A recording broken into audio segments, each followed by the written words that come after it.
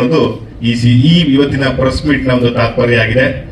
ನಿಮ್ಮೆಲ್ಲರ ಸಹಕಾರ ಕೇಳುತ್ತಾ ಪೆಪ್ಪೆ ಲೋಕಕ್ಕೆ ಹೋಗಿ ತದನಂತರ ಪೆಪ್ಪೆ ಲೋಕದಲ್ಲಿ ಇದ್ದಂತಹ ಎಲ್ಲಾ ಕಲಾವಿದರನ್ನ ವೇದಿಕೆ ಮೇಲೆ ಕೂರಿಸಿ ನಿಮ್ಮ ಪ್ರಶ್ನೆಗಳನ್ನ ಎದುರಿಸೋದಕ್ಕೆ ಸಜ್ಜು ಮಾಡ್ತೀವಿ. ಅದಕ್ಕಿಂತ ಮುಂಚಿತವಾಗಿ ಸರಿಸುಮಾರು 20 ಲಕ್ಷಕ್ಕೂ ಹೆಚ್ಚು ವೀಕ್ಷಣೆಯನ್ನ ಪಡಿತಾ ಫಾರಿನವರು ಏನ್ ಗುರು ಪೆಪ್ಪೆ ಅಂತ ಹೇಳಿ ಕೊಂಡಾಡುವ ಹಾಗೆ, ರಿವ್ಯೂ ಬರುವ ಹಾಗೆ, ಸಿನಿಮಾ ನೋಡಬೇಕು ಅಂತ ಹೇಳಿ ಟಿಕೆಟ್ ಬುಕ್ಕಿಂಗ್ ಮಾಡುವ ಹಾಗೆ ಪೆಪ್ಪೆ ಟ್ರೈಲರ್ ಮಾಡಿದೆ. ಅಷ್ಟೆಲ್ಲ ಮಾಡಿದ್ದು ಟ್ರೈಲರ್ ಜಲಕ್ನ ನೋಡ್ತಾ ಈ ಪೆಪ್ಪೆ ಪ್ರಿವ್ಯೂ ಪ್ರೆಸ್ ಮೀಟ್ಗೆ ಒಂದು ಅಡಿಗಲ್ನ ಇಟ್ಕೊಳ್ಳೋಣ. Thank you. ಪೆಪ್ಪೆ ಸಿನಿಮಾದಲ್ಲಿ ನಾನು ಗುಣವಂತ, ಅದಕ್ಕೆ ನನ್ನ ಹೆಸರು ಗುಣ ಅಂತ ಹೇಳಿ ಹೆಸರು ಇಟ್ಕೊಂಡವರು ಮಯೂರ್ ಪಾಟೀಲ್ ಸರ್, ದಯಮಾಡಿ ವೇದಿಕೆ ಮೇಲೆ ಬರಬೇಕು.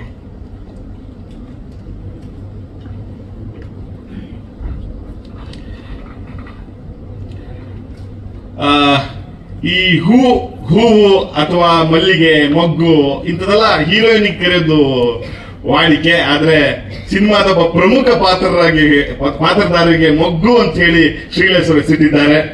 ನಾವೆಲ್ಲ ರಂಗಭೂಮಿ ನೋಡ್ತಾ ಇದ್ವಿ ಇವ್ರನ್ನ. ಕಬ್ಬನಹಳ್ಳಿ ಶಿವಕುಮಾರ್ ಸರ್, ಈ ಪಾತ್ರ ಅವ್ರಿಗೆ ಖಂಡಿತವಾಗಿಯೂ ಬ್ರೇಕ್ ಕೊಡುತ್ತೆ. ದಯಮಾಡಿ ವೇದಿಕೆ ಬರಬೇಕು.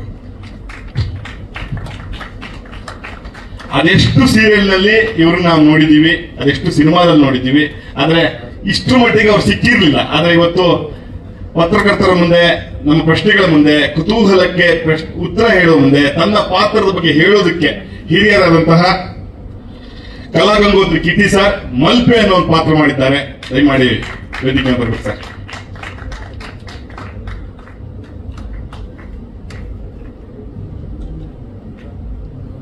ಮತ್ತೊಂದು ವಿಶೇಷವಾದ ಪಾತ್ರ ಪ್ರಭಾ ಅನ್ನೋ ಒಂದು ಪಾತ್ರ.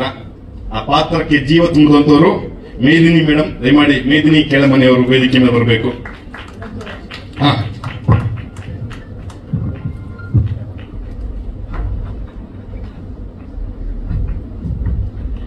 ಎಸ್, ಈಗ ಎಷ್ಟೋ ಜನ ನಟಿಯರು ಪರಭಾಷೆಯಿಂದ ಅಥವಾ ಬೇರೆ ಊರಿನಿಂದ ಇಲ್ಲಿಗೆ ಬಂದು ಯಾವುದೋ ದೊಡ್ಡ ಹೋಟ್ಲಲ್ಲಿ ರೂಮ್ ಮಾಡಿ ತನ್ನ ಪಾತ್ರವನ್ನು ಮುಗಿಸಿ ತನ್ನ ಊರಿಗೆ ಹೋಗೋದು ವಾಡಿಕೆ. ಆದರೆ ನಾನು ಕನ್ನಡ ಚಿತ್ರರಂಗದಲ್ಲಿ ಇರಬೇಕು, ಇಲ್ಲೊಂದು ಮನೆ ಮಾಡಬೇಕು ಅಂತ ಹೇಳಿ ಸಿನಿಮಾ ರಂಗದವರೆಲ್ಲ ಇರೋದೆಲ್ಲಿ ನಾಗರಬಾವಿಯಲ್ಲಿ, ನಾನೊಂದು ನಾಗರಬಾವಿಯಲ್ಲಿ ಮನೆ ಮಾಡ್ತೀನಿ ಅಂತ ಹೇಳಿ ನವಿ ಮುಂಬೈಯಿಂದ ಬಂದಂತಹ ನವಿಲು ಕಾಜಲ್ ಕುಂದರ್ ಈ ಸಿನಿಮಾದ ಒಂದು ವಿಶೇಷವಾದ ನಾಯಕಿ ಪಾತ್ರವನ್ನು ಮಾಡಿದ್ದಾರೆ. ದಯಮಾಡಿ ವೇದಿಕೆ ನೋಡಬೇಕು.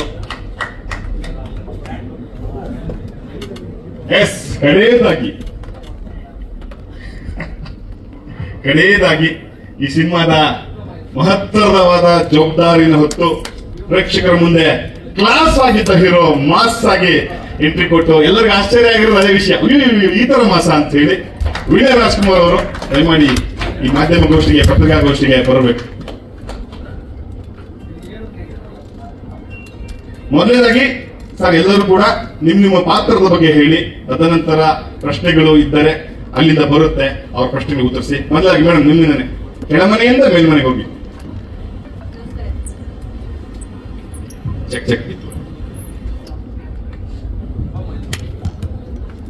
ಎಲ್ಲರಿಗೂ ನಮಸ್ಕಾರ. ನನ್ನ ಹೆಸರು ಮೇದಿನಿ ಕೆಳಮನೆ ಅಂತ.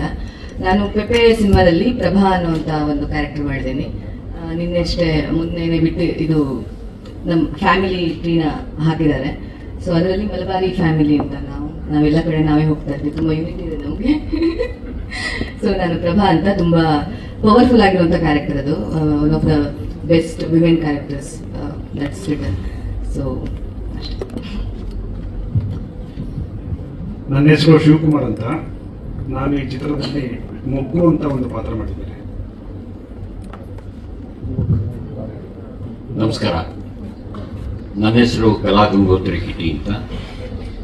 ಪೆಪ್ಪೆ ಸಿನಿಮಾದಲ್ಲಿ ನಾನು ಮಲ್ಪೆ ಅನ್ನೋ ಒಂದು ಪಾತ್ರ ಮಾಡಿದ್ದೇನೆ. ನಮಸ್ಕಾರ. ಎಲ್ಲರಿಗೂ ನಮಸ್ಕಾರ. ಮಯೂರ್ ಪಟೇಲ್ ನೀವೆಲ್ಲರೂ ಗೊತ್ತಿದೆ. ಆದರೆ ಸುಮಾರು ವರ್ಷಗಳಿಂದ ನಾನು ಸಿನಿಮಾದ ರಂಗದಲ್ಲಿ ಬ್ರೇಕ್ ತಗೊಂಡಿದ್ದೆ. ಇವಾಗ ಮತ್ತೆ ಗುಣನಾಗಿ ಪೆಪ್ಪೆಯಲ್ಲಿ ಬರ್ತಾ ಇದ್ದೀನಿ, ಕಾಣಿಸ್ತಾ ಇದ್ದೀನಿ. ನೀವು ಸಿನಿಮಾ ನೋಡಿದ್ರೆ ಗುಣನ ಬಗ್ಗೆ ಗೊತ್ತಾಗುತ್ತೆ. Thank you.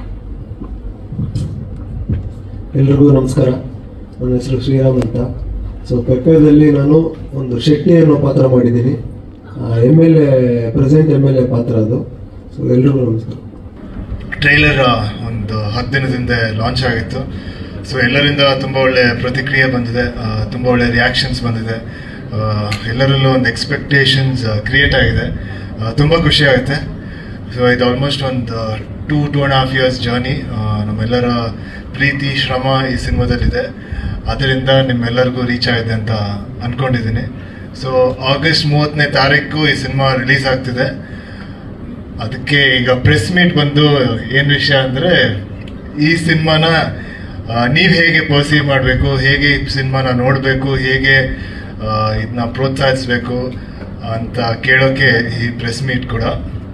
ಸೊ ನಿಮ್ಮ ಹತ್ರ ನಾನು ಪ್ರಶ್ನೆ ಇದ್ರೆ ಫಸ್ಟ್ ನಾನು ಉತ್ತರಿಸ್ತೀನಿ.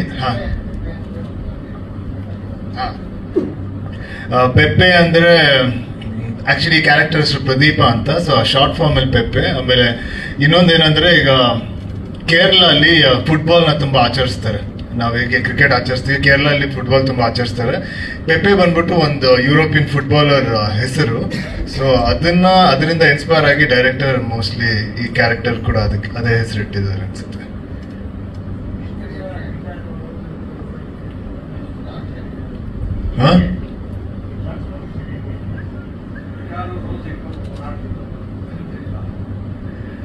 ಇಲ್ಲ, ಅದು ಇಟ್ಕೊಳಕ್ 10 ವರ್ಷ ಆಗಿದೆ. ಈಗ ಸಡನ್ ಆಗಿ ಇಟ್ಕೊಂಡಿಲ್ಲ, 10 ವರ್ಷ ಆದ್ಮೇಲೆ ಇಟ್ಕೊಂಡಿರೋದು. ಬಟ್ ಆ ಕತೆಗೆ ಬೇಕಾಗಿತ್ತು, ಆ ಕ್ಯಾರೆಕ್ಟರ್ಗೆ ಬೇಕಾಗಿತ್ತು. ಕೆಲವೊಂದು ಕತೆ ಗಿಟಾರ್ ಮೂಲಕ ಹೇಳ್ಬೇಕು, ಕೆಲವೊಂದು ಕತೆ ಊದ್ ಮೂಲಕ ಹೇಳ್ಬೇಕು, ಕೆಲವೊಂದು ಕತೆ ಈ ತರ ಏನೆಂದು ಮಚ್ಚ ಮೂಲಕ ಹೇಳ್ಬೇಕು. ಸೊ ಅದೇ ರೀತಿ ಪೆಪ್ಪೆ ಆ ತರ ಒಂದು ಕತೆ ಅನ್ಸುತ್ತೆ. ಅದಕ್ಕೋಸ್ಕರ ಇದ್ರ ಮೂಲಕ ಹೇಳಿದ್ರೆ ಬಹುಶಃ ಚೆನ್ನಾಗಿರುತ್ತೆ ಅಂದ್ಬಿಟ್ಟು ಟ್ರೈ ಮಾಡಿದ್ದೀವಿ.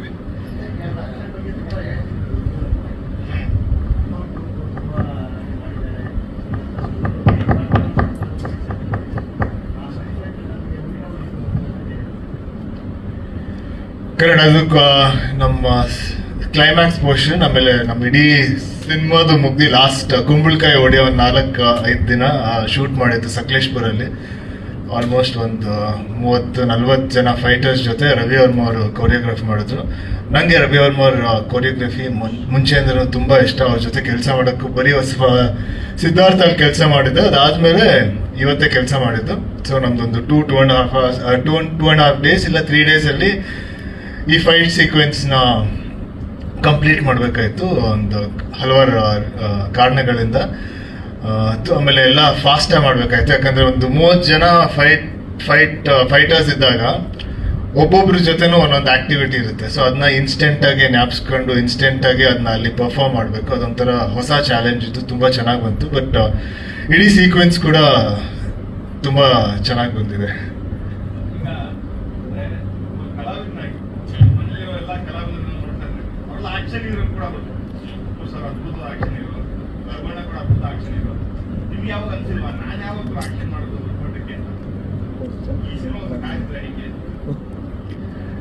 ಇಲ್ಲ, ನಂಗೆ ಪ್ರತಿಯೊಂದು ಸಿನಿಮಾನು ನನಗೆ ತುಂಬಾ ಇಷ್ಟ. ಯಾಕಂದ್ರೆ ಎಲ್ಲ ಸಿನಿಮಾಲು ಅದರಾದ ಒಂದು ಜರ್ನಿ ಇದೆ. ಸೊ ಸಿನಿಮಾ ಅಂದ್ರೆ ಸಿನಿಮಾ. ಈಗ ಒಂದು ಆಕ್ಷನ್ ಸಿನಿಮಾನು ಅಷ್ಟೇ ಇಷ್ಟಪಡ್ತೀನಿ, ನಾನೊಂದು ರೊಮ್ಯಾಂಟಿಕ್ ಕಾಮಿಡಿ ಸಿನಿಮಾನು ಅಷ್ಟೇ ಇಷ್ಟಪಡ್ತೀನಿ, ಒಂದು ಫ್ಯಾಮಿಲಿ ಡ್ರಾಮಾನು ಅಷ್ಟೇ ಇಷ್ಟಪಡ್ತೀನಿ. ಬಟ್ ಆಕ್ಷನ್ ಮಾಡಿರ್ಲಿಲ್ವಲ್ಲ, ಅದಕ್ಕೆ ಅದು ಒಂಥರ ಒಂದು ಎಕ್ಸ್ಪೀರಿಯನ್ಸ್ ಹೊಸದಾಗಿತ್ತು. ಸೊ ಅದರಿಂದ ಇದು ಖುಷಿ ಆಯ್ತು ಈ ಸಿನಿಮಾನ ಮಾಡಕ್ಕೆ, ಪೆಪ್ಪೆ ಅಂತ ಒಂದು ಸಿನಿಮಾ ಮಾಡಕ್ಕೆ. ಯಾಕಂದ್ರೆ ಒಂದು 10 years ಅಲ್ಲಿ ಅದು ಈ ತರ ಒಂದು ಕ್ಯಾರೆಕ್ಟರ್ ಮಾಡಿಲ್ಲ, ಈ ತರ ಸೀಕ್ವೆನ್ಸಸ್ ಅಲ್ಲಿ ಆಕ್ಟ್ ಮಾಡಿಲ್ಲ, ಪ್ಲೇ ಮಾಡಿಲ್ಲ. ಸೊ ಅದಕ್ಕೆ ಅದು ಖುಷಿಯಾಗಿ ಚೆನ್ನಾಗಿತ್ತು.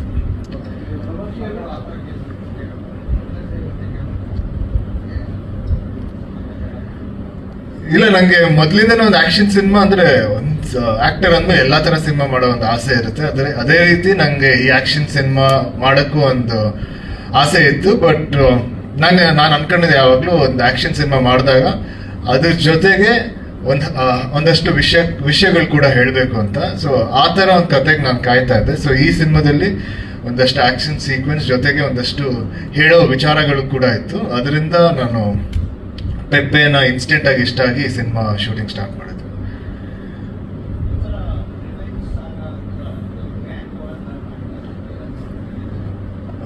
ಅಂದ್ರೆ ಕಂಪ್ಲೀಟ್ ರಿವೆಂಜ್ ಸಾಗ ಅಂತ ಹೇಳಕ್ಕಾಗಲ್ಲ. ಈಗ ನಾವು ರೀಸೆಂಟ್ ಆಗಿ ಒಂದಷ್ಟು ಫ್ಯಾಮಿಲಿ ಟ್ರೀ ಬಿಟ್ವಿ ನಮ್ಮ ಸಿನಿಮಾದು. Raghavendra family, Mallabari family, Rayappan family.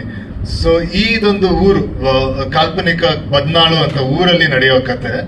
ಈ ಊರಲ್ಲಿ ಒಂದು 4 ಫ್ಯಾಮಿಲಿಗಳಿರುತ್ತೆ. ಸೊ ಈ ಕತೆ ಒಂದ್ ಲೈನಲ್ಲಿ ಹೇಳ್ಬೇಕಂದ್ರೆ ಈ 4 ಫ್ಯಾಮಿಲಿಗಳ ನಡುವೆ ನಡೆಯೋ ಒಂದು ಹೋರಾಟ, ಇಲ್ಲ ಅಂಡರ್ಸ್ಟ್ಯಾಂಡಿಂಗ್ಸ್, ಮಿಸ್ಅಂಡರ್ಸ್ಟ್ಯಾಂಡಿಂಗ್ಸ್, ಅದ್ರ ಥ್ರೂ ಈ ಕತೆ ನಡೆಯುತ್ತೆ.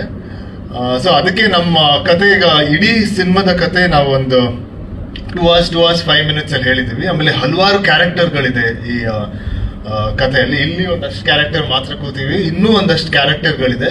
ಅದರಿಂದ ಜನಕ್ಕೆ ಮುಂಚಿತವೇ ಕ್ಯಾರೆಕ್ಟರ್ಗಳ ಪರಿಚಯ ಆಗಲಿ ಅಂತ ನಾವು ಸೋಷಿಯಲ್ ನೆಟ್ವರ್ಕ್ ಅಲ್ಲಿ ಒಂದಷ್ಟು ಕ್ಯಾರೆಕ್ಟರ್, ಆಮೇಲೆ ಈಚ್ ಫ್ಯಾಮಿಲಿ ಟ್ರೀ ತರ ಮಾಡಿ ಒಬ್ಬೊಬ್ರಿಗೆ ಇರೋ ಒಂದು ರಿಲೇಶನ್ಶಿಪ್ಗಳನ್ನ ನಾವು ಮುಂಚೆನೆ ಬಿಟ್ಬಿಟ್ವಿ. ಸೊ ಇದನ್ನ ಅವ್ರಿಗೆ ಫೆಮಿಲಿಯರ್ ಆದಾಗ, ಸಿನಿಮಾ ನೋಡಿದಾಗ ಅದು ಇನ್ನೂ ಈಸಿಯಾಗಿ ರಿಲೇಟ್ ಆಗ್ತಾರೆ ಅಂತ ಈ ಫ್ಯಾಮಿಲಿ ಟ್ರೀ ಅದು ಇದು ಮುಂಚೆನೆ ಬಿಟ್ವಿ.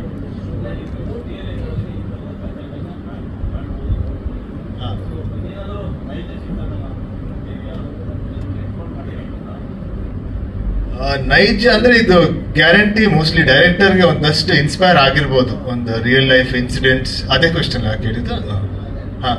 ರಿಯಲ್ ಲೈಫ್ ಇನ್ಸಿಡೆಂಟ್ಸ್ ಬಗ್ಗೆ ಅವ್ರಿಗೆ ಒಂದಷ್ಟು ಇನ್ಸ್ಪೈರ್ ಆಗಿರ್ಬೋದು, ಕೇಳಿರ್ಬೋದು, ಇಲ್ಲ ಬೇರೆ ಸಿನಿಮಾ ನೋಡಿರ್ಬೋದು. ಸೊ ಅದನ್ನೆಲ್ಲ ಇಟ್ಕೊಂಡು ಈ ಕಥೆಗಳು ಮಾಡಿದ್ದಾರೆ. ಬಟ್ ಕ್ಯಾರೆಕ್ಟರ್ಗಳೆಲ್ಲ ಯಾವುದು ರಿಯಲ್ ಕ್ಯಾರೆಕ್ಟರ್ಸ್ಗೆ ಲಿಂಕ್ ಇಲ್ಲ ಅವರಿಂದ ತಗೊಂಡಿಲ್ಲ. ಬಟ್ ಸ್ಟೋರಿಗಳು ಮೋಸ್ಟ್ಲಿ ಕೇಳಿರೋ ಒಂದಷ್ಟು ಸ್ಟೋರಿಗಳು ಇನ್ಸ್ಪೈರ್ ಆಗಿ ಈ ಕಥೆನ ಮಾಡಿರ್ಬೋದು.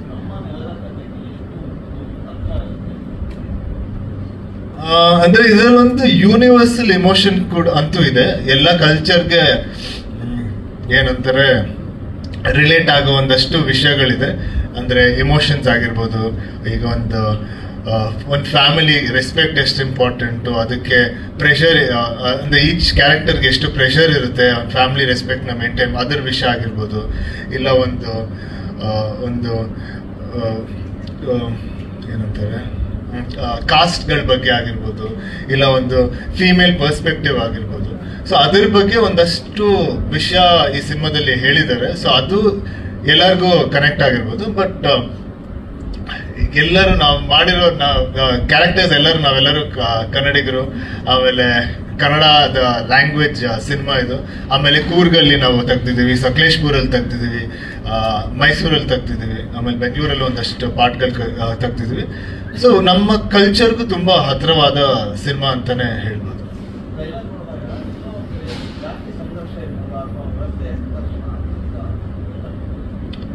ಕರೆಕ್ಟ್. ಇದು ಅದೇ ಎಲ್ಲರ ಹೋರಾಟ ಈ ಸಿನಿಮಾದಲ್ಲಿರೋದು.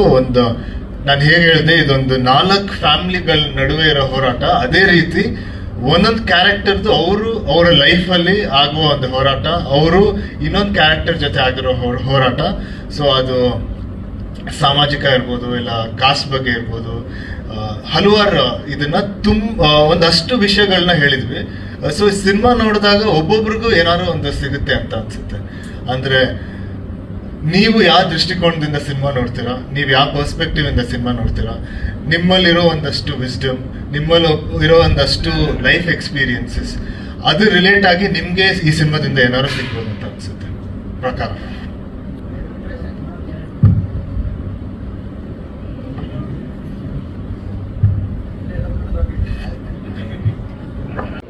ಸೊ ನಮಗೂ ಮನೇಲಿ ಕೂತ್ ಬೇಜಾರಾಗಿತ್ತು.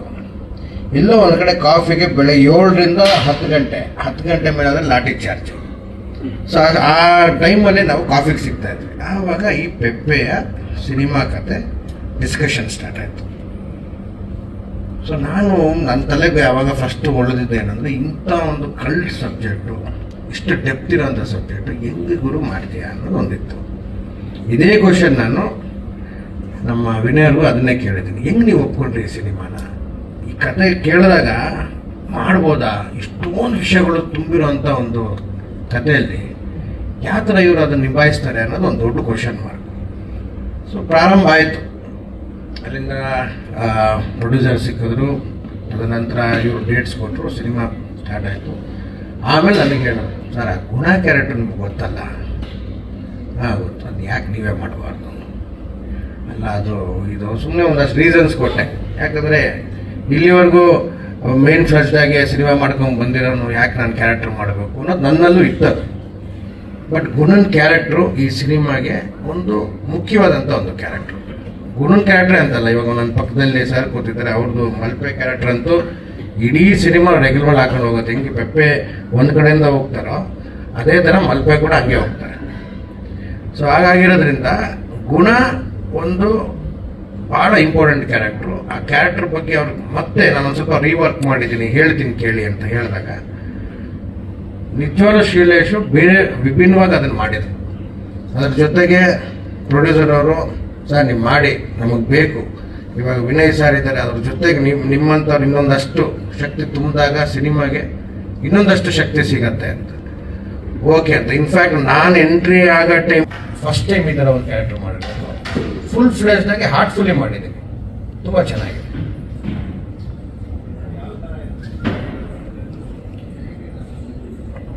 ನೆಗೆಟಿವ್ ಪಾಸಿಟಿವ್ ಅನ್ನೋದು ಈ ನಮ್ಮ ಪೆಪ್ಪೆ ಸಿನಿಮಾದಲ್ಲಿ ನೀವು ಯಾವ ಕ್ಯಾರೆಕ್ಟರ್ಗೂ ಹೇಳೋಕ್ಕಾಗಲ್ಲ. ಎಲ್ಲರೂ ಪಾಸಿಟಿವೇ, ಎಲ್ಲರೂ ನೆಗೆಟಿವೇ.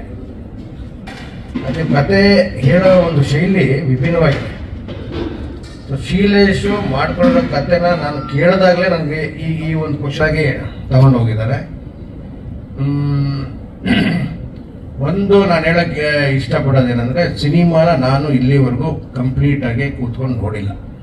ನಾನು ನಿಮ್ಮ ಥರನೇ ಥಿಯೇಟ್ರಲ್ಲಿ ಫಸ್ಟ್ ಶೋ ಕೂತ್ಕೊಂಡು ನೋಡಬೇಕು ಅನ್ನೋ ಕುತೂಹಲದಲ್ಲಿದೆ. ಬಟ್ ನನ್ನ ಕ್ಯಾರೆಕ್ಟ್ರು, ಪೆಪ್ಪೆ ಅವ್ರ ಕ್ಯಾರೆಕ್ಟ್ರು ಮತ್ತು ಮಲ್ಪೆ, ನಮ್ಮೂರು ಜನ ನಾನು ಮಾಡಿದ್ದೀನಿ ಇವುಗಳ ಜೊತೆಗೆ ಮಾಡಿರೋದ್ರಿಂದ, ಕತೆ ನನಗೆ ಗೊತ್ತಿರೋದ್ರಿಂದ ಕತೆ ಭಾಳ ಚೆನ್ನಾಗಿದೆ. ಅದನ್ನ ಮೇಕಿಂಗ್ ಯಾವ ಮಟ್ಟಕ್ಕೆ ಮಾಡಿದ್ದಾರೆ ಅಂತ ನಿಮ್ಮ ಥರನೇ ನಾನು ತುಂಬ ಇಂಟ್ರೆಸ್ಟೆಡ್ ಆಗಿದ್ದೀನಿ. ಇದೇ 30ಕ್ಕೆ ರಿಲೀಸ್ ಆಗ್ತಾ ಇದೆ. ನಿಮ್ಗಳ ಜೊತೆಗೆ ಕೂತ್ಕೊಂಡು ಸಿನಿಮಾ ನೋಡ್ತೀನಿ. ಆವಾಗ ನೀವು ಕೇಳೋ ಪ್ರಶ್ನೆ ಬೇರೆ ಥರ ಇರುತ್ತೆ ಅಂತ ನಾನು ಅನ್ಕೊಂಡಿದ್ದೀನಿ. ಸರ್ ಮಧ್ಯದಲ್ಲಿ ಒಂದು ರಾಜೀವ ಮಾಡಿದೆ 2019-20 ರಿಲೀಸ್ ಆಯಿತು. ಅದೇ ಟೈಮಲ್ಲಿ ಕೋವಿಡ್ ಬಂತು. ಕೋವಿಡ್ ಜೊತೆಗೆ ಅದು ಕೆಮ್ಮ ಥರ ಆಗ್ಬಿಟ್ಟೋಯ್ತು ಸರ್. ಸೊ ಹಾಗಾಗಿ ಇನ್ಫ್ಯಾಕ್ಟ್ ಏನು ಇಲ್ಲಿವರೆಗೂ ನಾನು ಮಾಡಿಲ್ವೋ ಅದನ್ನು ವಿಭಿನ್ನವಾಗಿ ಇವಾಗ ಮಾಡ್ತಾ ಬರ್ತಾ ಇದ್ದೀನಿ. ಸೊ ನೀವು ಹೊಸ ಮಯೂರ ನೋಡೋದಂತೂ ಸತ್ಯ ಸರ್, ಖಂಡಿತ ಮಾಡ್ತೀನಿ ಸರ್. ಯಾಕೆ ಮಾಡಲ್ಲ, ಬೇಡ ಅಂತ ಅನ್ಕೊಂಡಿದ್ದೆ. ಇವಾಗ ಏನಾಗುತ್ತೆ, ಕೆಲವು ಸರಿ ನಾವು ತುಂಬ ಪ್ರೀತಿಸೋ ನಮ್ಮನ್ನು ಪ್ರೀತಿಸ್ಬೇಕು ಅಂತ ಏನು ಇಲ್ಲ ಸರ್. ಅದು ಯಾವಾಗ ನಾವು ತುಂಬ ಪ್ರೀತಿಸ್ತೀವಿ ಅಂತ ತೋರಿಸ್ತಾ ಅವ್ರು ಪ್ರೀತಿಸ್ಲಿಲ್ಲ ಅಂದಾಗ ಒಂದ್ಸರಿ ಒಂದು ಪಾಯಿಂಟ್ ಬರ್ತದೆ, ಬೇಡ ಹುಡುಗರು ಅದು ಪ್ರೀತಿಸ್ತಾ ಇಲ್ಲ ಅಂದಾಗ ಯಾಕೆ ಸುಮ್ಮನೆ ಫೋರ್ಸ್ ಮಾಡೋದು.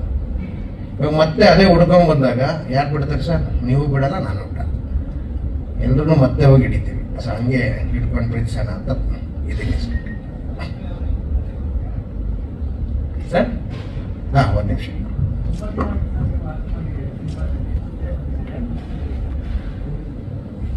ಇದಕ್ಕೆ ಉತ್ತರವಾಗಿ ಹೇಳೋದು ಬಹಳ ಕಷ್ಟ. ಯಾಕಂದರೆ ಒಂದು, ನಾನು ಬೇಸಿಕಲಿ ಒಬ್ಬ ರಂಗಭೂಮಿ ಕಲಾವಿದ. ಆಮೇಲೆ ಟೆಲಿವಿಷನ್ ಮಾಡ್ತಾ ಬಂದೆ. ಬೇಡಷ್ಟು ಎಣಿಕೆಯ ಸಿನಿಮಾಗಳನ್ನು ಮಾಡಿದ್ದೇನೆ. ಲಾಸ್ಟ್ ನನಗನ್ಸಿದ್ದು ಧ್ರುವ ಇರಬೇಕು, ಮರ್ತೋಗಿದ್ದೀನಿ ಅದನ್ನು. ಅದ್ರಲ್ಲಿ ಮಾಡಿದ್ದೆ. ಅದನ್ನು ನನಗೂ ಅದು ಆ ಡೈರೆಕ್ಟರ್ ಎಸ್ ರಮೇಶ್ ಅಂತ ಕಾಣುತ್ತೆ. ಅವರು ಕಡೆಯಿಂದ ಫೋನ್ ಬಂತು. ಅವ್ರು ನಾನು ಫಸ್ಟ್ ಕೇಳಿದ ಪ್ರಶ್ನೆನೇ, ಸರ್ ನಿಮಗೆ ನಾನೇ ಆಗಿ ಗೊತ್ತು ಅಂತ. ಅಂದರೆ I was not a popular guy. ಆಮೇಲೆ ಇಲ್ಲ ನನಗೆ ಗೊತ್ತಾಯ್ತು, ಹೀಗೆ ನಾನು ನೋಡ್ದೆ ಮಾಡಿದೆ. ಏನು ರೋಲು? ಹೀಗೆ ಪೊಲಿಟಿಷಿಯನ್ ರೋಲ್. ಸರ್ ಬೇಡ ಸರ್, ನನಗೆ ಪೊಲಿಟಿಷಿಯನ್ ರೋಲ್ ಎಲ್ಲ ಸುಮ್ಮನೆ 10 ಜನ ನಿಲ್ಲಿಸ್ಬಿಟ್ಟು ಹಿಂಗೆ ಟ್ರಾಲಿ ಶಾಟ್ ಹಾಕ್ಬಿಟ್ರೆ ಏನು ಪ್ರಯೋಜನ. ಇಲ್ಲ ಇಲ್ಲ, ಆ ಥರ ರೋಲ್ ಅಲ್ಲ. ನಿಮಗೆ ಒಳ್ಳೆ ಓಪುರಿ ಜೊತೆ ಕಾಂಬಿನೇಷನ್ ಇದೆ. ಓಪುರಿ ತಕ್ಷಣ ಚಕ್ಕಂತ ಒಪ್ಕೊಂಡೆ. ಆ್ಯಂಡ್ ಭಾಳ ಚೆನ್ನಾಗಿತ್ತು, ಸೀನ್ಸು ತುಂಬ ಚೆನ್ನಾಗಿತ್ತು.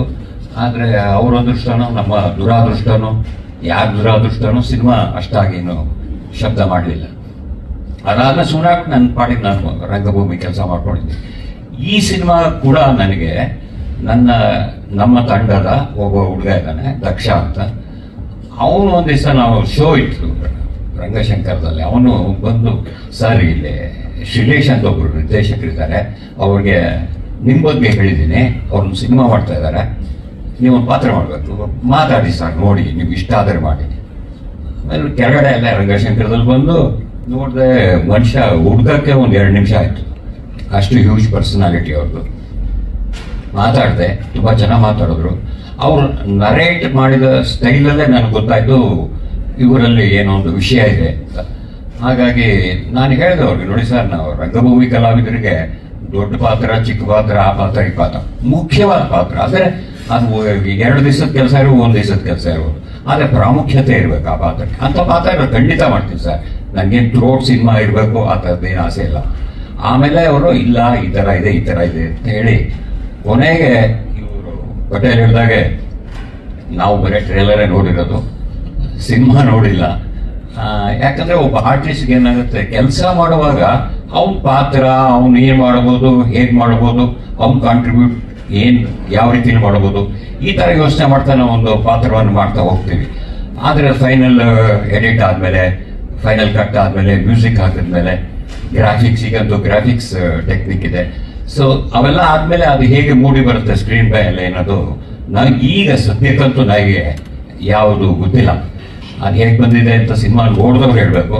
ಅದಕ್ಕಿಂತ ಹೆಚ್ಚಾಗಿ ಯಾವುದೇ ಸಿನಿಮಾ ಬಹಳ ಕಷ್ಟಪಟ್ಟೆ ಮಾಡೋದು, ಯಾವುದೇ ಸಿನಿಮಾ ಆಗಲಿ. ಯಾರು ತಮ್ಮ ಸಿನಿಮಾ ಫೇಲಿಯರ್ ಆಗಬೇಕು ಅಂತ ಯಾರು ಮಾಡೋದಿಲ್ಲ, ಸಕ್ಸಸ್ ಆಗ್ಬೇಕಂತಾನೆ ಮಾಡೋದು. ಆದರೆ ನಮ್ಮ ಸಿನಿಮಾದಲ್ಲಿ ನಮ್ಮ ಶ್ರೀಲೇಶ್ ಅವರು ಇಷ್ಟಪಟ್ಟು ಕಷ್ಟಪಟ್ಟು ಮಾಡಿದ್ದಾರೆ. ಯಾಕಂದ್ರೆ ಪ್ರತಿಯೊಂದು ಸೀನನ್ನು, ಪ್ರತಿಯೊಂದು ಕ್ಯಾರೆಕ್ಟರ್ನ ಅವರು ಬಿಲ್ಡ್ ಮಾಡೋದಕ್ಕೆ ಅವರು ಸಾಕಷ್ಟು ಸಮಯ ತಗೊಂಡು ಬಹಳ ಕೇರ್ಫುಲ್ ಆಗಿ ಆ ಪಾತ್ರ ಹೀಗೆ ಬರಬೇಕು, ಹಾಗೆ ಮೋಲ್ಡ್ ಆಗಬೇಕು ಅಂತ ಒಂದು ದೃಷ್ಟಿ ಇಟ್ಕೊಂಡು ಅವರು ಈ ಸಿನಿಮಾ ಮಾಡಿದ್ದಾರೆ. ಹಾಗಾಗಿ ಮೊದಲೇ ನಾನು ಯಾವಾಗಲೂ ಹೇಳ್ತಿರ್ತೀನಿ, ನಾವೇನೇ ಮಾಡಿದ್ರು ನಮ್ಮದು ಪ್ರಯತ್ನ, ನಿಷ್ಠೆಯಿಂದ ಮಾಡಿದ ಒಂದು ಪ್ರಯತ್ನ. ಆದರೆ ಫೈನಲ್ ಜಡ್ಜಸ್ಸು ನಮ್ಮ ಪ್ರೇಕ್ಷಕರು. ಹಾಗಾಗಿ ನಮ್ಮ ಪ್ರೇಕ್ಷಕರಲ್ಲಿ ನಾನು ಕೇಳ್ಕೊಳ್ಳೋದಿಷ್ಟೇ, ದಯವಿಟ್ಟು ಸಿನಿಮಾ ನೋಡಿ, ಇಷ್ಟಪಡಿ, ನೀವು ಪ್ರಚಾರ ಮಾಡಿ, ನಮ್ಮನ್ನು ಗೆಲ್ಲಿಸಿ. 30ನೇ ತಾರೀಕು ರಿಲೀಸ್ ಆಗ್ತಾ ಇದೆ. ತಂಡದ ಕಡೆಯಿಂದ ನಾನು ನಿಮ್ಮೆಲ್ಲರಿಗೂ ನಮಸ್ಕಾರಗಳನ್ನು ಹೇಳ್ತಾ ನನ್ನ 2 ಮಾತು ಮುಗಿಸ್ತೀನಿ. ನಮಸ್ಕಾರ.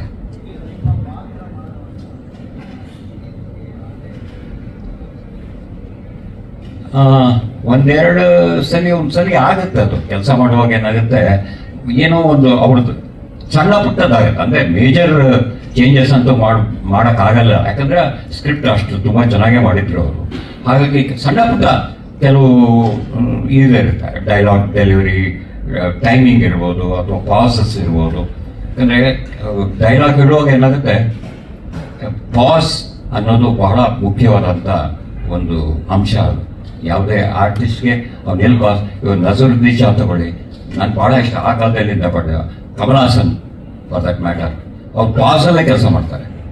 ಅಂದರೆ ಕ್ಯಾಮ್ರಾ ಮುಂದೆ ಏನೂ ಮಾತಾಡದೆ ಆ ಎಕ್ಸ್ಪ್ರೆಸ್ ಮಾಡೋದಿದೆಯಲ್ಲ, ಅದು ಬಹಳ ಕಷ್ಟವಾದ ಕೆಲಸ. ಅದು ಡೈಲಾಗ್ ಹೇಳ್ತೀವಿ, ಆದರೆ ಆ ಪಾಸಲ್ಲಿ ಕೆಲಸ ಮಾಡೋದಿದೆಯಲ್ಲ, ಅದು ಇಟ್ಸ್ ರಿಯಲಿ ಒಂದು ನಿಜವಾದ ಇಂಪಾರ್ಟೆಂಟ್ ಟ್ಯಾಲೆಂಟ್ ಅಂತ ನನ್ನ ಅನಿಸಿಕೆ.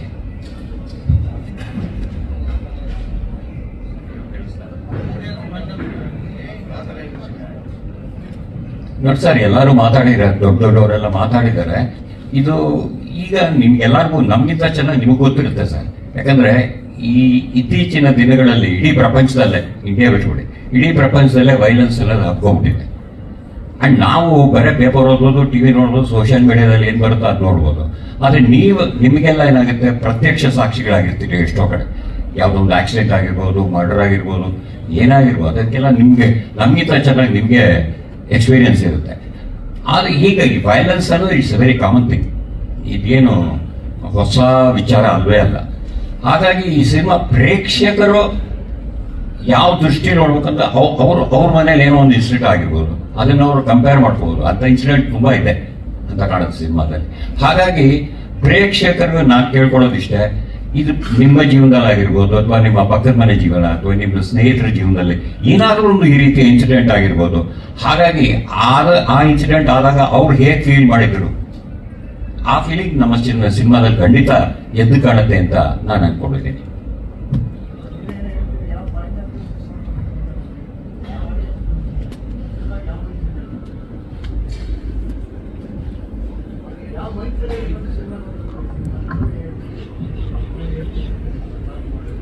ಇಲ್ಲ ಅದೇ ಹೇಳಿದಲ್ಲ, ಒಬ್ಬೊಬ್ರು ಈ ಸಿನಿಮಾನ ಪಾಯಿಂಟ್ ಆಫ್ ವ್ಯೂ ಅಂದ್ರೆ ಅವ್ರ ಪಾಯಿಂಟ್ ಆಫ್ ವ್ಯೂ ಅಲ್ಲೇ ನೋಡಕ್ಕಾಗದು.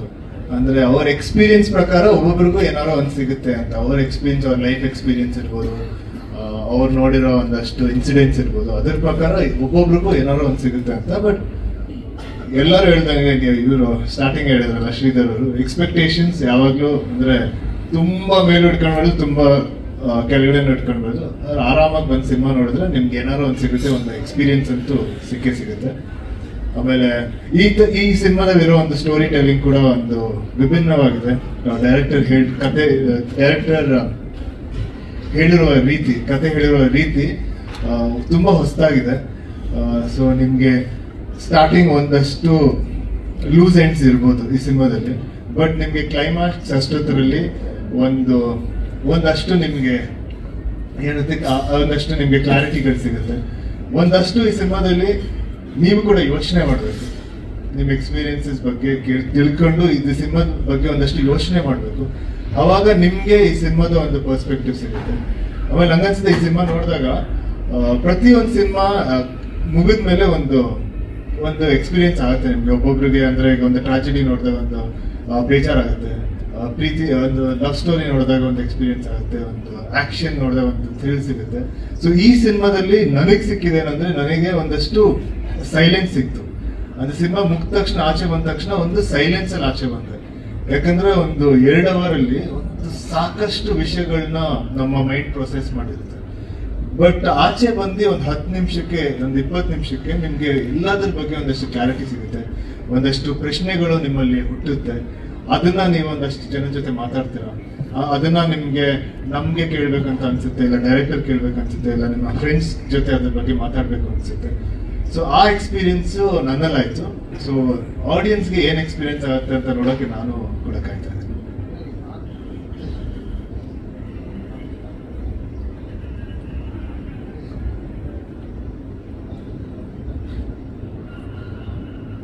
ಪ್ರಿಪ್ರೇಷನ್ಗಿಂತ ಅಂದ್ರೆ ನಾನು ಒಂದ್ ಕತೆ ಕೇಳಿದಾಗ ಡೈರೆಕ್ಟರ್ ಕೇಳಿ ತುಂಬಾ ಸಲ ಕತೆ ಕೇಳ್ತೀನಿ, 4-5 ಸಲ ಕತೆ ಕೇಳ್ತೀನಿ. ಯಾಕಂದ್ರೆ ನನಗೆ ಕತೆ ತುಂಬಾ ಚೆನ್ನಾಗಿ ತಲೆಯಲ್ಲಿ ಕೂತ್ಕೊಳ್ಬೇಕು. ಹಾಗೆ ಸ್ಕ್ರಿಪ್ಟ್ ನ ಒಂದಷ್ಟು ಸಲ ಓದ್ತೀನಿ. ಆಮೇಲೆ ನಾನ್ ಮಾಡುವಂತ ಕ್ಯಾರೆಕ್ಟರ್ ಇದರಲ್ಲಿ ಪೆಪ್ಪೆ. ಸೊ ಅದಕ್ಕೆ ಬೇರೆ ಕ್ಯಾರೆಕ್ಟರ್ ಜೊತೆ ಏನೇನು ರಿಲೇಶನ್ಶಿಪ್ ಇದೆ ಅಂತ ಒಂದಷ್ಟು ಸ್ಟಡಿ ಮಾಡ್ತೀನಿ. ಆಮೇಲೆ ಪೆಪ್ಪೆ ಕ್ಯಾರೆಕ್ಟರ್ ಒಂದು ಬ್ಯಾಕ್ ಸ್ಟೋರಿನ ಡೈರೆಕ್ಟರ್ ಹತ್ರ ಕೇಳ್ತೀವಿ, ಇಲ್ಲ ನಾವೇ ಕ್ರಿಯೇಟ್ ಮಾಡ್ಕೊಳ್ತೀವಿ. ಆಮೇಲೆ ಒಂದಷ್ಟು ಮ್ಯಾನರಿಸಮ್ಸ್ ಆಗಿರ್ಬೋದು, ಇಲ್ಲ ಆ ಕ್ಯಾರೆಕ್ಟರ್ ಎಮೋಷನಲ್ ಸ್ಟೇಟಸ್ ಆಗಿರ್ಬೋದು. ಆಮೇಲೆ ಕಾಡಲ್ಲಿ ಕೆಲಸ ಮಾಡೋದಂತೂ ನಂಗೆ ತುಂಬಾ ಇಷ್ಟ. ಅಂದ್ರೆ ಕಾಡುಗಳಂದ್ರೆ ತುಂಬಾ ಇಷ್ಟ. ನಾನು ಯಾವಾಗ್ಲೂ ಕರ್ನಾಟಕದ ಬೇರೆ ಬೇರೆ ಕಾಡುಗಳಿಗೆ ಹೋಗ್ತೀನಿ, ಅಲ್ಲಿನ ಜನದ ಜೊತೆ ಸಾಕಷ್ಟು ಸಲ ಮಾತಾಡಿದ್ದೀನಿ, ಇಂಟ್ರಾಕ್ಟ್ ಮಾಡಿದ್ದೀನಿ. ನನಗೆ ಅವ್ರ ಮೇಲೆ, ಆಮೇಲೆ ಕಾಡ್ ಮೇಲೆ ಮೊದಲಿಂದನೂ ಒಂದಷ್ಟು ರೆಸ್ಪೆಕ್ಟ್ ಮತ್ತೆ ಪ್ರೀತಿ. ಸೊ ಅದಕ್ಕೆ ಈ ಕ್ಯಾರೆಕ್ಟರ್ ಪ್ಲೇ ಮಾಡೋಕ್ಕೆ ಒಂದಷ್ಟು ಮೋಟಿವೇಟ್ ಆಯ್ತು ಅಂತ ಅನ್ಸುತ್ತೆ.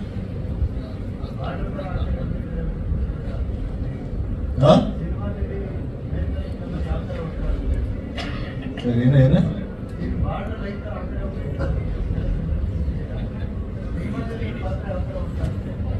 ಒಬ್ಬೊಬ್ರನ್ನ ಕರ್ದಿದ್ದೆ, ನೀವೇ ಕೂರ್ಸಿದ್ದು. ಈಗ ನಮ್ಮನ್ನ ಕೇಳ್ತೀರ. ಅವ್ರೆ ಕ್ಯಾರೆಕ್ಟರ್ ಬಗ್ಗೆನಾ? ಅದೇ ನನ್ನ ಕ್ಯಾರೆಕ್ಟರ್ ಹೆಸರು ಸಿಂಧು ಅಂತ, ಸ್ಕೂಲ್ ಟೀಚರ್ ಅವರು. And I think one of the strongest character ನಾನು ಇಲ್ಲಿವರೆಗೂ ಪ್ಲೇ ಮಾಡಿದ್ದೀನಿ. ಬಿಕಾಸ್ ಅವರಾಗಿ ತುಂಬ ಸ್ಟ್ರಾಂಗ್ ಇದ್ದಾರೆ, ಫಿಯರ್ಸ್ ಇದ್ದಾರೆ, ಆ್ಯಂಡ್ ವೆರಿ ಫಿಯರ್ಲೆಸ್ ಆಲ್ಸೋ, ಯಾರಿಂದಾನೂ ಹೆದರಲ್ಲ. ಸೊ ತುಂಬ ಖುಷಿ ಆಯಿತು ಕ್ಯಾರೆಕ್ಟರ್ ಮಾಡೋಕ್ಕೆ. ಅದೇ ಬ್ಲೇಡ್ ನಾನೇ ಇಟ್ಕೊಂಡಿದ್ದೀನಿ ಅಂತ ನೀವು ಸಿನಿಮಾಲಿ ಆ್ಯಕ್ಚುಲಿ ನೋಡಬೇಕು. ಬಹುಶಃ ನಾನಲ್ಲ, ಅದು ನಾನೇ. ಐ ಥಿಂಕ್ ಅದೊಂದು ಸಿಂಬಾಲಿಸಮ್ ತರ ತೋರಿಸಿದ್ದಾರೆ ನಮ್ಮ ಡೈರೆಕ್ಟರ್. ಸೊ ಅದು ಏನಂತ ಐ ಥಿಂಕ್ ನಾವು ಸಿನಿಮಾಲಿ ನೋಡಿದ್ರೆ ಬೆಟರ್ ಸರ್. ನಾನು ಜಾಸ್ತಿ ಅದ್ರ ಬಗ್ಗೆ ಹೇಳಕ್ಕಾಗಲ್ಲ.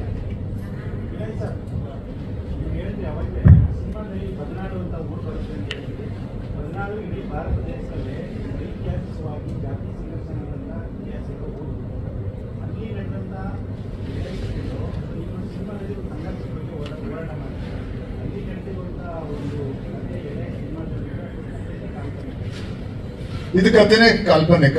ಅದೇ ಹೇಳಿದ್ವಲ್ಲ, ಅವ್ರಿಗೆ ಒಂದಷ್ಟು ಇನ್ಸಿಡೆಂಟ್ಗಳು ಇನ್ಸ್ಪೈರ್ ಆಗಿರ್ಬೋದು, ಬಟ್ ಡೈರೆಕ್ಟ್ ಆಗಿ ಯಾವ್ದು ಇನ್ಸಿಡೆಂಟ್ ತಗೊಂಡು ಈ ಸಿನಿಮಾದಲ್ಲಿ ಯೂಸ್ ಮಾಡಿಲ್ಲ. ಅದೇ ಅಂದ್ರೆ ನಾವು ಬದ್ನಾಳ್ ಅಂತ ಒಂದು ಊರ್ನ ಇಲ್ಲಿ ಕರ್ನಾಟಕದಲ್ಲಿ ತೋರಿಸಿದೀವಲ್ಲ, ಸೊ ಅದಕ್ಕೆ ಕಾಲ್ಪನಿಕ ಅಂತ ಹೇಳ್ತೀವಿ. ನಮ್ಮೂರಲ್ಲಿ ಅದೊಂದು ಕಾಲ್ಪನಿಕದ ಜಾಗ ಅಂತ ನಮ್ಮ ಸ್ಟೋರಿ.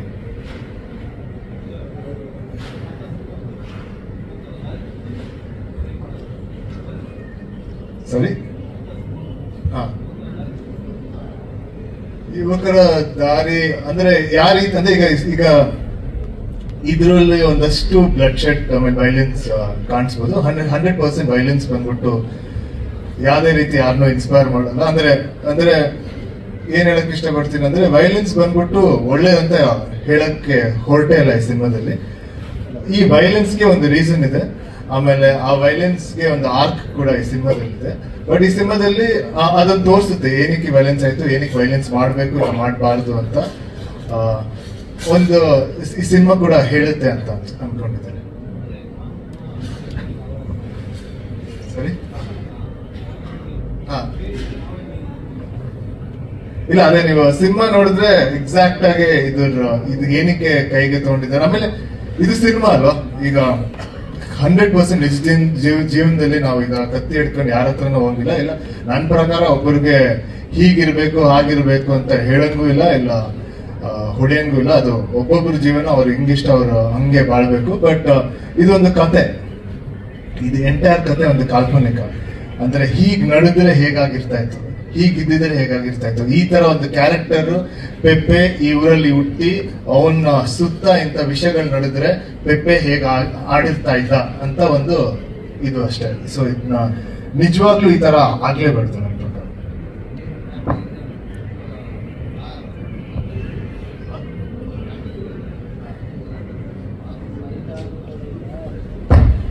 ಕರೆಕ್ಟ್. ಅಂದ್ರೆ ಅದೇ ಹೇಳಿದ್ನಲ್ಲ, ಈಗ ಇದು ಎ ರೇಟೆಡ್ ಅಂತ ಸಿನಿಮಾ. ಈಗ ಅಂದ್ರೆ ಇದು ಅಂದ್ರೆ ತುಂಬಾ ಕಥೆಗಳಿದೆ ಒಂದು ಸಿನಿಮಾ ಮಾಡಕ್ಕೆ, ತುಂಬಾ ವಿಷಯಗಳಿದೆ. ಈಗ ನಾವು ಕೂಡ ನಮ್ಮ ಪರ್ಸನಲ್ ಲೈಫಲ್ಲಿ ಎಲ್ಲಾ ವಿಷಯ ಎಲ್ಲರ ಜೊತೆ ಹಂಚ್ಕೊಳಕ್ಕಾಗಲ್ಲ. ಒಂದಷ್ಟು ವಿಷಯ ನಾವು ನಮ್ಮ ತಂದೆ ತಾಯಿಗಳ ಜೊತೆ ಹೇಳ್ತೀವಿ, ಒಂದಷ್ಟು ವಿಷಯ ನಾವು ನಮ್ಮ ಫ್ರೆಂಡ್ಸ್ ಜೊತೆ ಹೇಳ್ತೀವಿ, ಒಂದ್ ವಿಷಯ ಬರೀ ಮಕ್ಳ ಜೊತೆ ಮಾತಾಡ್ತೀವಿ. ಸೊ ಈ ಸಿನಿಮಾ ನಾವು ಮಾಡಿರೋದು ಒಂದು ವರ್ಗದ ಆಡಿಯನ್ಸ್ಗಳಿಗೆ.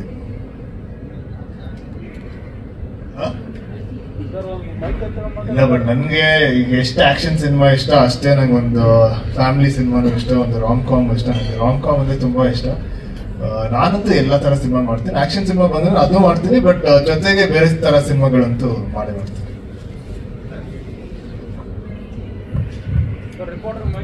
ಸರ್,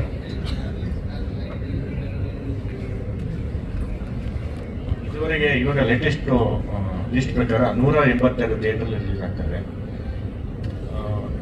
ಇನ್ಕ್ಲೂಡಿಂಗ್ ಮಲ್ಟಿಪ್ಲೆಕ್ಸ್ ಸೇರಿ. ಮೇ ಬಿ ಇನ್ನೂ ಇನ್ಕ್ರೀಸ್ ಆಗ್ಬೋದು ಇವತ್ತು ಫೈನಲ್ ಲಿಸ್ಟಲ್ಲಿ. ಸದ್ಯಕ್ಕೆ ಯಾವುದು ಪ್ಲಾನ್ ಇಲ್ಲ. ಒಂದು ನಮ್ಮ ಕನ್ನಡಿಗರ ರೆಸ್ಪಾನ್ಸ್ ನೋಡ್ಕೊಂಡು ಆಮೇಲೆ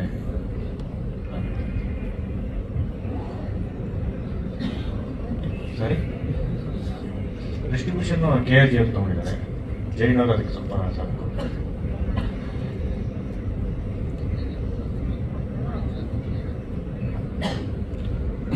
ಈ ಸಿನಿಮಾ ತುಂಬಾ ಅದ್ಭುತವಾಗಿ ಬಂದಿದೆ. ಅದಕ್ಕೆ ತಕ್ಕಂಗೆ ಬ್ಯಾಕ್ಗ್ರೌಂಡ್ ಮ್ಯೂಸಿಕ್ ತುಂಬಾ ಚೆನ್ನಾಗಿ ಕಂಪೋಸ್ ಮಾಡಿದ್ದಾರೆ. ಡೆಫಿನೆಟ್ಲಿ ನೀವು ಈ ಫಿಲಮ್ ನೋಡಿದ್ಮೇಲೆ ಆಚೆ ಬಂದು ಈ ಸಿನಿಮಾ ಬಗ್ಗೆ ಅದನ್ನ ಕ್ಯಾರಿ ಮಾಡ್ಕೊಂಡು ಹೋಗ್ತೀರಾ, ಒಂದಷ್ಟು ಕ್ಯಾರೆಕ್ಟರ್ಗಳನ್ನ. ಆಮೇಲೆ ಅದನ್ನ ಟಾಕ್ಸ್ಗಳು ತುಂಬಾ ರೆಡಿ ಆಗ್ತದೆ. ಈವನ್ ಆಡಿಯನ್ಸ್ ತುಂಬಾ ಟಾಕ್ಸ್ಗಳು ಮಾಡ್ತಾರೆ, ಅಷ್ಟು ಗ್ಯಾರಂಟಿ.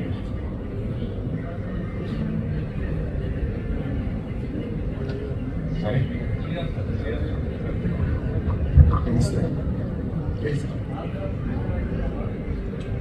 ಸರ್, ಪ್ರೊಡ್ಯೂಸರ್ ಪಾತ್ರಕ್ಕೆ ಹೆಂಗ್ ಸಪ್ಲಿಮೆಂಟ್ ತಗೊಳ್ಳೋದಾಗುತ್ತೆ? ಅವಕಾಶ ಸಿಕ್ಕಿದೆ ಚೆನ್ನಾಗಿ ಸರ್.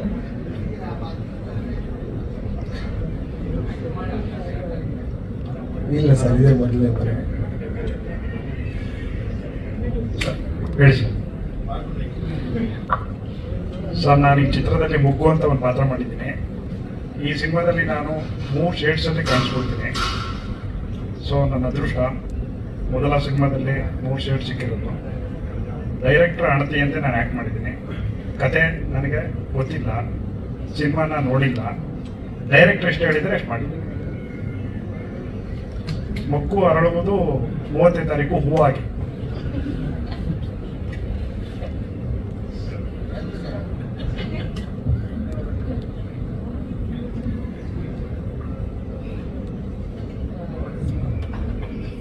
ಎಕ್ಸ್ಪೀರಿಯನ್ಸ್ ಅಂದ್ರೆ ಜನರಲ್ ಆಗಿ ಹೇಳೋದು ತುಂಬಾ ಕಷ್ಟ. ಸಿನಿಮಾದಲ್ಲಿ ನನ್ನ ಪಾತ್ರ ಎಷ್ಟಿತ್ತು ಅದಷ್ಟು ಮಾಡ್ಬೇಕಾದ್ರೆ ಹೇಗೆ ಹೋಲ್ ಸೆಟ್ ಒಂದು ಫೋಕಸ್ಡ್ ಆಗಿರ್ತಿತ್ತು. ಇವನ್ ಡೈರೆಕ್ಟರ್ ಆಗಿರ್ಬೋದು, ಟೆಕ್ನಿಷಿಯನ್ಸ್ ಆಗಿರ್ಬೋದು, ಹೇಗೆ ಬಂದು ಇದನ್ನು ಕಟ್ಟೋದಕ್ಕೆ ಅಲ್ಲಿ ನಿಂತಿದ್ರು, ಅದು ತುಂಬಾ ಹೆಲ್ಪ್ ಮಾಡಿತ್ತು ಕ್ಯಾರೆಕ್ಟರ್ನ ಬಿಲ್ಡ್ ಮಾಡೋಕ್ಕೆ. ಸೊ ಈ ಸಿನಿಮಾದಲ್ಲಿ ಪಾತ್ರ ನನಗೆ ತುಂಬಾ ಇಷ್ಟ ಆಗಿರುವಂಥ ಕ್ಯಾರೆಕ್ಟರ್ ಅದು ಅಂತ ಒಂದು ಪವರ್ಫುಲ್ ಆಗಿರುವಂಥ ಕ್ಯಾರೆಕ್ಟರ್ ಅಂತ ನನಗನ್ಸುತ್ತೆ. ತುಂಬಾ ಸ್ಟ್ರಾಂಗು, ತುಂಬಾ ಅನ್ಯೂಶುವಲ್ ಕೂಡ. ಸೊ ತುಂಬಾ ಅಂದ್ರೆ ತುಂಬಾ ಖುಷಿ ಇದೆ ಈ ಪಾತ್ರ ಮಾಡಿದ್ದಕ್ಕೆ ಸಿನಿಮಾದಲ್ಲಿ.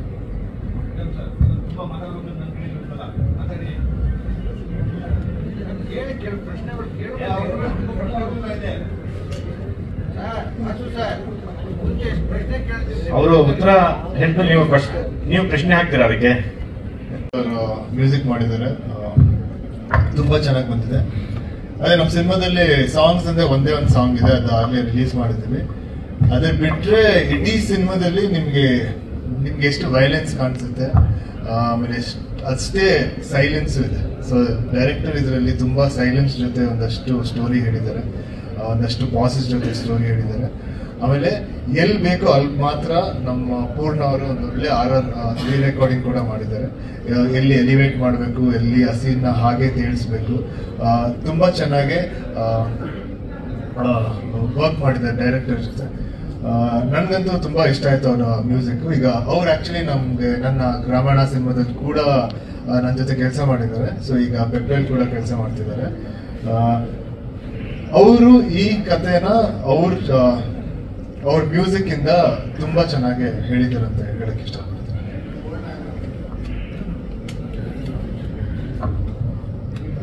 ನಮಸ್ಕಾರ. ಸೊ ಸಿನಿಮಾ ಆಲ್ಮೋಸ್ಟ್ ಎಲ್ಲರೂ ಈಗ ಟ್ರೇಲರು ಸಹ ನೋಡಿದ್ದೀರಾ. ಈ ಸಿನಿಮಾ ಸ್ಟೋರಿ ಹೇಳೋ ರೀತಿ ಫಸ್ಟ್ ಇಂದ ಲಾಸ್ಟ್ ವರ್ಗು ಸಿನಿಮಾ ನೋಡಿದಾಗ ಇಮ್ಯಾಜಿನೇಷನ್ ಹೇಗೆ ಮಾಡ್ತೀವಿ ಆ ರೀತಿ ಇದರಲ್ಲೂ ಸಹ ಒಂದು ಹೊಸ ರೀತಿಯ ಅನುಭವ ಕೊಡ್ತಾ ಇರುತ್ತೆ.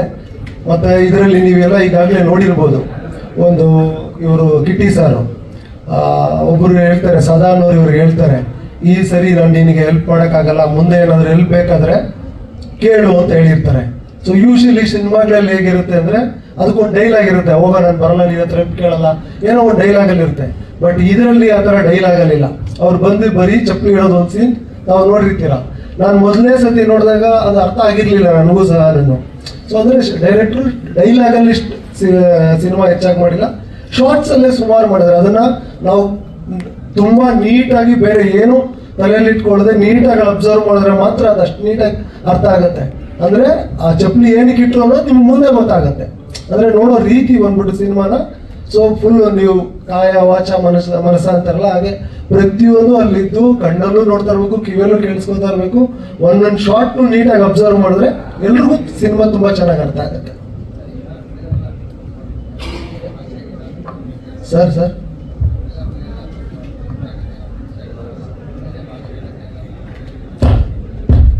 ಸರ್ ಟ್ರೈಲರ್ ಲಾಂಚ್ ಮಾಡಿದ ದಿವಸ ಬರೀ ನೆಕ್ಸ್ಟ್ ಡೇನೆ ಕಾಲ್ಸ್ ಬಂತು ಬೇರೆ ಭಾಷೆಯಿಂದ. ಅದೇ ಬಟ್ ಬರೀ 1 ವಾರ ಇದೆಯಲ್ಲ, ರಿಲೀಸ್ಗೆ ಹತ್ರ ಇದೆ. ಸೊ ಆಗ ಅವ್ರಿಗೂ ಅಲ್ಲೆಲ್ಲ ಪಬ್ಲಿಸಿಟಿ ಮಾಡೋದಕ್ಕೆಲ್ಲ ಸ್ವಲ್ಪ ಕಷ್ಟ. ಸೊ ಅದು ಡಿಸ್ಕಷನ್ಸ್ ನಡೀತಾ ಇದೆ. ಸೊ ಇಲ್ಲಿ ರಿಲೀಸ್ ಆದ್ಮೇಲೆ ಮಾಡ್ತೀವಿ ಅಂತ ಒಂದು ಮಾತುಕತೆ ಆಗಿದೆ ಸರ್.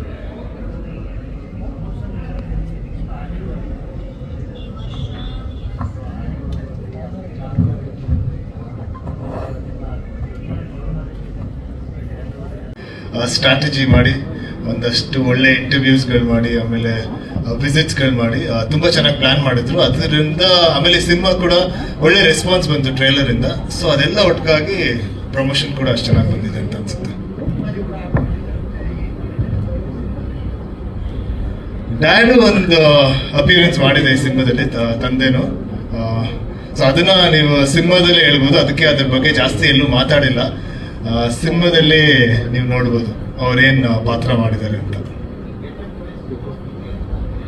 ಅಂತ ನಂದು ಸೇಮ್ ಇದೇ ಗೆಟಪ್ ಇರುತ್ತೆ ಥ್ರೂ ಔಟ್. ಕರೆಕ್ಟ್.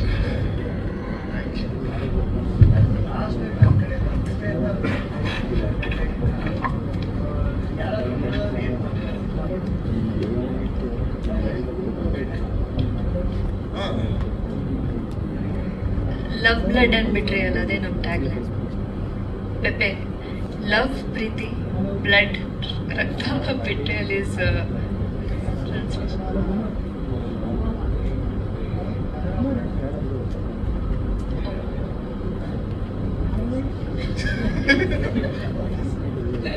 ಒಂದ್ಸಲ ಟಿಕೆಟ್ ತಗೊಂಡ್ರೆ ಮತ್ತೊಂದ್ಸಲ ಟಿಕೆಟ್ ತಗೊಳ್ಳಿ ಅಂತ. ಸರ್, ಕೊನೆಯದಾಗಿ ಒಂದು ಚಿಕ್ಕ ಝಲಕ್ಕು ನಾವು ಟ್ರೈಲರ್ ನೋಡಿದ್ವಿ. ಈಗ ಒಂದು ಮೋಕ್ಷಣ ಒಂದು ಫೋಟೋ ತೆಗಿತಾರೆ ಗ್ರೂಪ್ದು, ಆದ್ರೆ ಟ್ರೈಲರ್ನ ಪಾತ್ರಧಾರಿ ನಮ್ಮ ಮುಂದೆ ಮಾತಾಡಿದ್ರೆ ಹೆಂಗಿರುತ್ತೆ ಅಂತ. ಗುಣ ಮತ್ತು ಪೆಪ್ಪೆ ಎದುರಾದ್ರೆ ಏನಾಗುತ್ತೆ ಅನ್ನೋ ಒಂದು ಚಿಕ್ಕ ಝಲಕ್ ನೋಡೋಣ. ಪ್ರಾಕ್ಟೀಸ್ ಮಾಡ್ತಿದ್ರಲ್ಲ, ಅವಾಗ ಹೇಳಿ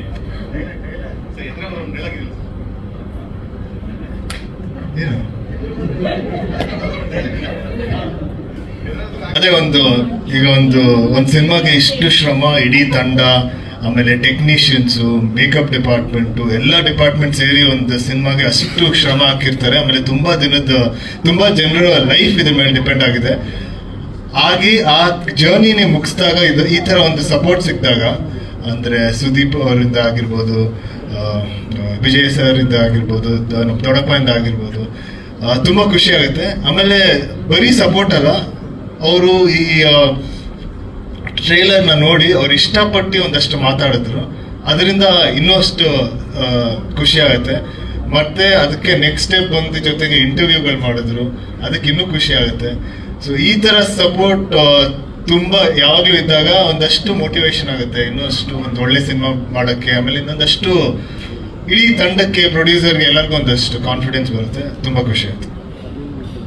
ಥ್ಯಾಂಕ್ ಯು ಎಲ್ಲರಿಗೂ. Thank you.